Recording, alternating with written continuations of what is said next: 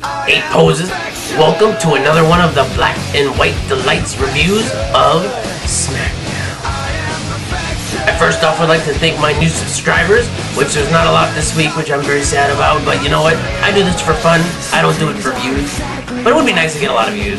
You know, you ever wonder about that? It's like, you know, you want to get a lot of views because you want people to like your product, but at the same time you do it for fun. So it's like, even if you don't get a lot of views, does it really matter? I don't know. Anyway, my new subscribers are Completely Damaged, which, by the way, they have a website, and they've kind of been in talks with WrestlingRevolution.com, so if you go to CompletelyDamaged.com, I think, I'll put a link in the description box, you can check out their website.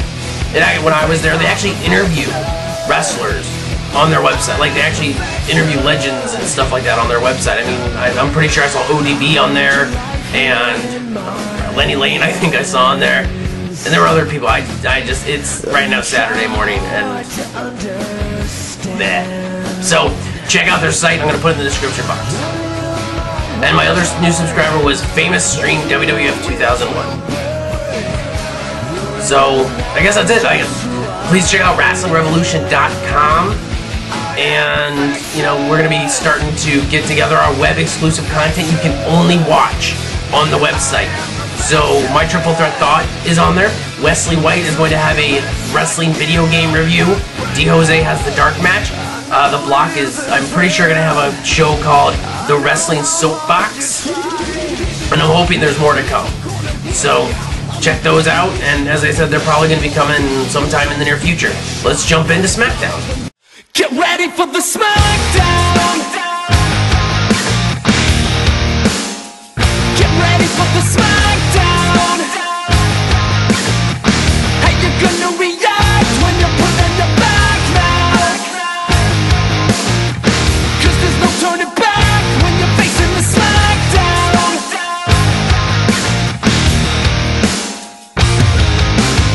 This week's Smackdown is in my backyard of Bloomington, Illinois. Alright. Kick off the show with a match. I love it when they do this. It's Kane, the World Heavyweight Champion, versus Chris Masters. This actually was a decent match. I mean, you knew Masters was going to lose, but I actually thought the match was well put together. Masters got a load of offense in. Masters took control in the early going and actually got the master lock in on Kane. Kane, you know, was backing him into corners and trying to grab the ropes and stuff, and Masters was keeping them together, you know. Kane eventually escapes the master lock, and then he starts working on Masters' knee, which really basically debilitates Masters for the rest of the match. Masters puts up a good fight for the rest of the match, but in the end, Kane hits a chokeslam on Masters, then tombstones Masters for the win. Let's go to the Ranger ranking calculator to find out what I gave this match.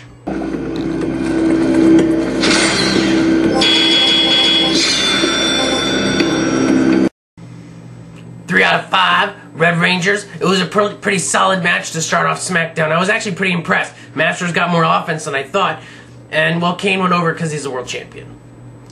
So after the match, Kane goes into the audience. He says that he's the dominant brother, and he says that the audience here stinks.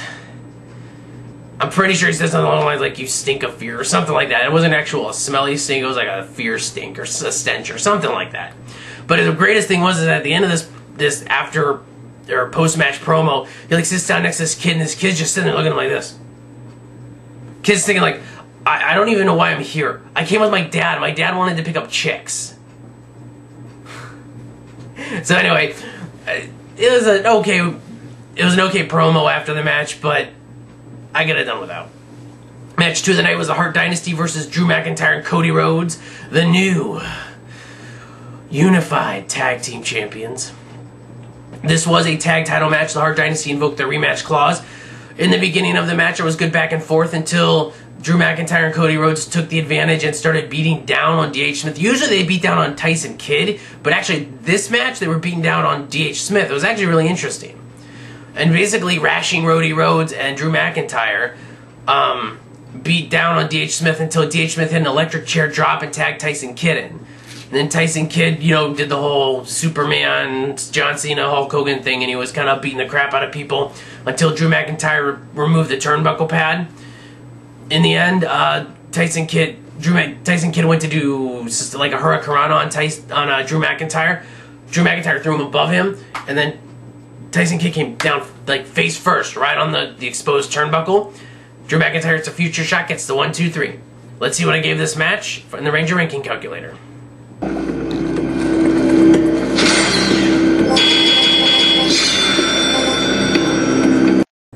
2 out of 5 Black Rangers. I think the problem was this match didn't have enough time. I mean, it could have been a really good match, but it just didn't have enough time. It didn't seem like they put much behind this match. And it was a tag title match on top of that. I mean, talk about burying your tag titles even more. So, next we go to the backstage promo marathon. First backstage promo was just Taker sitting on the stairway looking dead. Second backstage promo was Alberto Del Rio. And he's standing over Christian. And Christian's beat up and Alberto's like, this was another time. Then this was the place. So basically he beat the crap out of Christian, and that's Christian's exit strategy. That's Christian's exit for his injury, his 6-month leave. Or is it? We continue on through the promo marathon where we have Teddy Long, Hornswoggle, and the Dude Busters. This actually, believe it or not, was a halfway entertaining promo.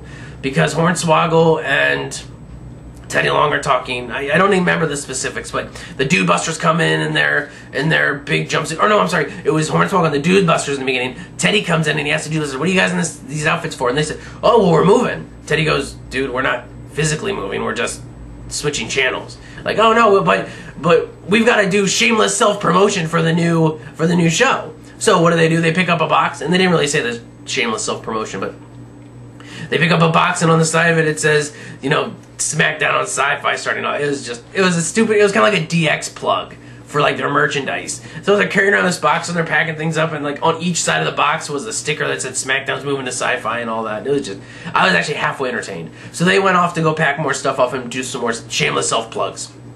The final backstage promo in this marathon was CM Punk and Luke Gallows. Basically, Gallows comes in, he throws CM Punk against the wall. He says, I'm better than you, I'm na-na-na. And then afterward, I'm going to celebrate by having a beer. I actually thought it was a pretty good promo, setting Gallows apart from CM Punk.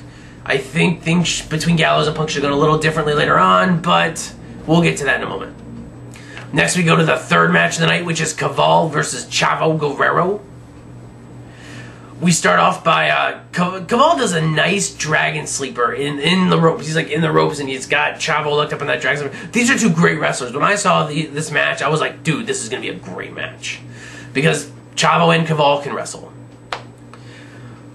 So they both go out to the outside and they start brawling, which goes to Chavo's advantage in the end.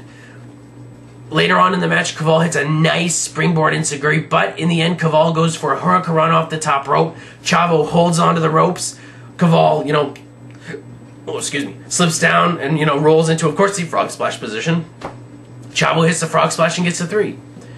Let's go to the Ranger ranking calculator to find out what I gave this match.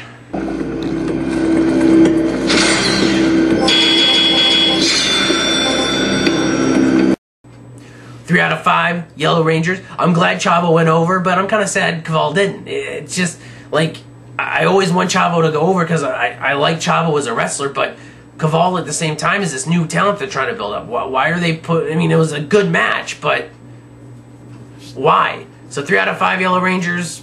I thought it was a pretty good match. Didn't have enough time. Well, for what it was, for a mid-card match, it kind of had decent time. Not as much as I would give it, but for these two guys to actually showcase their talent. Next, we go to an in-ring promo with Alberto Del Rio giving us an update on Rey Mysterio and when he's coming back. And he's challenged him to a match next week. Or at least that's what the script said. So, I halfway paid attention during this. He basically talks about beating up the little tequila worm. Christian comes out and tries to get retribution for what happened. Alberto gets the advantage, throws Christian on the outside, puts the chair on his shoulder, and shoves him into the ring post. So now Christian is officially out for 6 months, which sucks because that's gonna kill his momentum, the little that he had. Get ready for the Smackdown!